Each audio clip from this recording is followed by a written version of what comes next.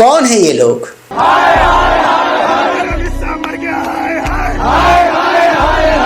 क्यों है ये लोग?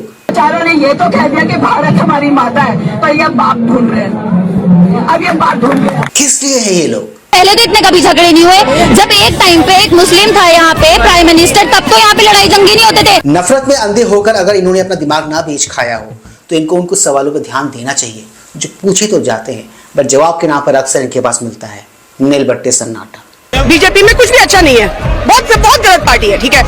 आप उसके अल्टरनेट पार्टी बताओ कौन सी है वहां जो बिल्कुल ना तो करप्शन करेगी और देश को बिल्कुल यूएसए जैसी एजुकेशन देगी, चीन जैसी एजुकेशन देगी, जापान जैसी एजुकेशन देगी, एआई एकदम हाई टेक्निक पर जाएगी। हम बिल्कुल देने को हम सब उनको वोट देंगे। मटर बुद्धि वालों को इनकी ये बातें बिल्कुल भी अच्छी नहीं लगेंगी, जरा भी अच्छी नहीं लगेंगी। पता है क्यों? क्योंकि इनको तो फैलाना है भ्रम, इनको फैलाना है कंफ्यूजन, इनको क्रिएट करना है केओस।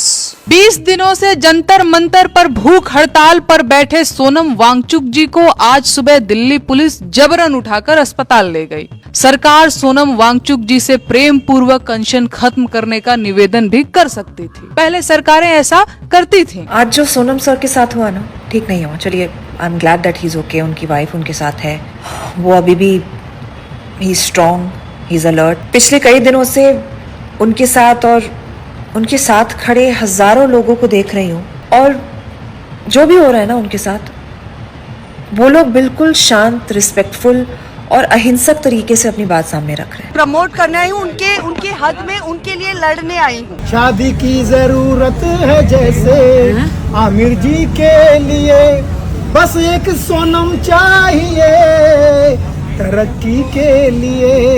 सोनम वांगड़ू, सोनम वांगड़ू, सोनम वांगड़ू। इन सबका दोस्तों मोरलेस एक ही हाल है। ज्यादातर का करियर या तो खत्म हो चुका है या तो खत्म होने की कगार पर है। तो अपने डूबते हुए करियर, अपने खत्म होते हुए करियर को उबारने की ये छोटी सी कोशिश है इनकी। किनके थ्रू से? उनके थ्रू से, ना तो जिनकी बुद्धि सही है और ना ही जिनकी जुबान अच्छी है। नरेंद्र मोदी चाहे जितना भी बड़ा तानाशाह बन जाए, पहले तो उस इंसान को शर्म आनी चाहिए। इस देश के इतिहास में नरेंद्र मोदी जितना घटिया प्रधानमंत्री कोई चला नहीं है। वो सिर्फ प्रधानमंत्री ने, इंसान भी घटिया है। ऐसा घटिया इंसान है कि बच्चों को लाठीचार्ज करता है, बच्चों पर लाठीचार्ज करता है। इतना घटिया इंसान है, इतना घटिया, आज तक के इतिहास में इतना घटिया प्रधानमंत्री भारत को मिला नहीं। ये हमारे देश के लिए शर्म की बात है कि नरेंद्र मोदी प्रधानमंत्री है। मुझे ऐसा लगता है सरकार को इनके साथ वही करना चाहिए जो आम आदमी पार्टी वालों ने पंजाब में मनरेगा के सैलरी मांगने वाले मजदूरों के साथ किया था, लाठीचार्ज। मुझे ऐसा लगता है सरकार हमारी बात सुन रही है या फिर सरकार हमारी बात पे अब जाकर रिएक्ट करने लगी है। तभी तो देखो ना, हमें वो नजारा देखने को मिला जंतर मंतर के बाहर, जिस नजारे को हम बहुत दिनों से एक्सपेक्ट कर रहे थे कि सरकार ऐसा कोई कदम उठाती क्यों नहीं है।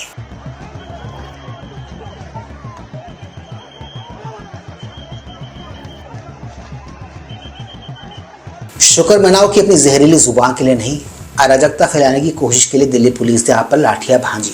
अब चूंकि जंतर मंतर के बाहर लाठियां भांजी जा चुकी है, तो विपक्ष, इकोसिस्टम और ये जो सो कॉल्ड प्रोटेस्टर थे, इन लोगों को नैरेटिव आने वाले कुछ दिनों के लिए दोस्तों एक ही रहने वाला है, और वो ये जो सरकार है ये बहुत ही संवेदनहीन है, मानवता नहीं है इसमें, ब्ला ब्ला ब्ला। ये होने वाला है, आप लिख के रखो।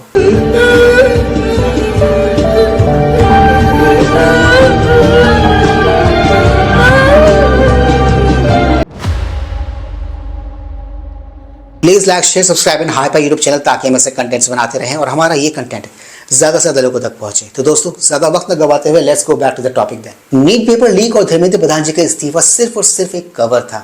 इनका जो असल मकसद था, असल जो इनकी मंशा थी, वो सरकार को टॉपर करने की थी। पहले इनकी ये मंशा, इनका ऑब्जेक्टिव, इनका मोटिव क्लियर नहीं था, क्योंकि ये लोग क्लियरली बोल नहीं रहे थे। बट अब सब कुछ सबके सामने है। अब लोग जानते हैं कि इनकी असल मंशा एग्जैक्टली है तो है क्या, थी तो ठीक है। अब तक मांग थी कि धर्मेंद्र प्रधान का इस्तीफा हो, अब कह रहे हैं कि खाली धर्मेंद्र प्रधान नहीं, अब तो पूरा ऊपर तक बात जाएगी। अब ये पूरे सिस्टम के साथ जंग में परिवर्तित हो गई। आपके एग्जामिनेशन के पेपर चुराते चुराते ये सरकार कब हमारे एक्टिविस्टों को, हमारे वो लोग जो हमारे लिए आवाज उठाते हैं, कब उनको चुराने लगी पता ही नहीं लगा। जो सोनम वांगचुक के साथ हुआ है, अगर आपको इस बात से कोई फर्क नहीं पड़ता, मैं कई लोगों को देख रही हूँ कि मुझे क्या फर्क पड़ता है। मेरी जिंदगी तो ठीक चल रही है। मुझे लगता है यहीं पर सबसे बड़ी समस्या है कि मुझे क्या फर्क पड़ता है।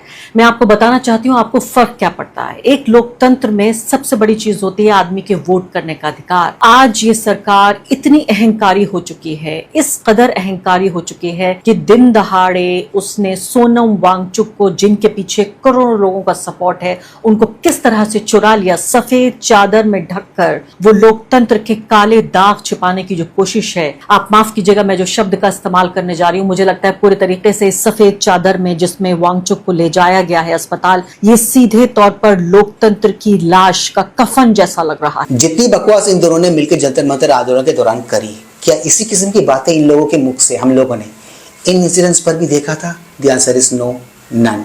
नहीं, मुझे याद नहीं कि इन्होंने ऐसी कोई बात कही होगी। लोकतंत्र के काले दाग छिपाने की जो कोशिश है, आप माफ कीजिएगा मैं जो शब्द का इस्तेमाल करने जा रही हूँ, मुझे लगता है पूरे तरीके से इस सफेद चादर में जिसमें वांगचुक को ले जाया गया है अस्पताल, ये सीधे तौर पर लोकतंत्र की लाश का कफन जैसा लग रहा है पूरे तरीके से। इस खास इकोसिस्टम वालों का दुर्भाग्य पता है आपको क्या है?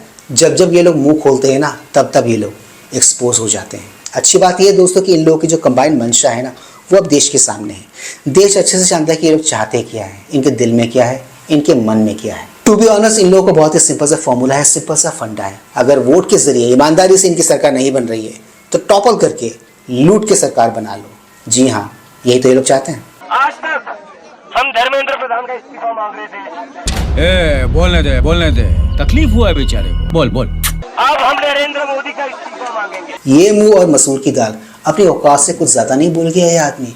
जिस आदमी से 2 दिन का अनशन ठीक से नहीं हो पाया, दूसरे दिन आके अनशन तोड़ दिया, ठूस के खाना खा लिया, वो आदमी अब ज्ञान दे रहा है, रेवोल्यूशन की, क्रांति की बातें कर रहा है।